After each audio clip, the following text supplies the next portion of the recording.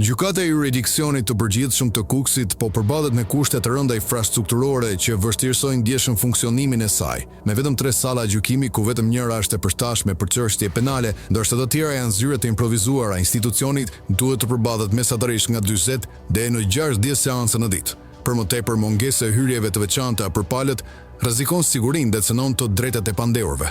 Vodinë aktuale është një strukturë e kohës së komunizmit pas një investim serioz në 3 dekadet e fundit. Pas bashkimit për gjykatën e Tropojës, numri i çështjeve dhe stafit është rritur ndjeshëm, por kapacitetet nuk janë zgjeruar. Kancelari Shkëlxhen Mul Osmani nënvezon se mungesa e pronësisë së drejt për drejt nga Këshilli i Lartë Gjyqësor mbi Kodinën e pengon investimin dhe përmirësimin e ambienteve.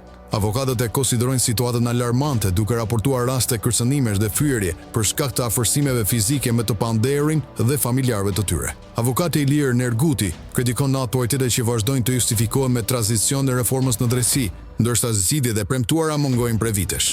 Propozimi për të përshtatur ish maternitetin e Kukësit për gjykatën mbeten në fazë negociatash mes KLG-s dhe Ministrisë së Shëndetësisë, por realizimi kërkon investime të mëdha, ndërkohë jo vetëm Kukësi, por dhe gjykatat të tjera në vend vuajnë nga mungesa hapësirave dhe burimeve.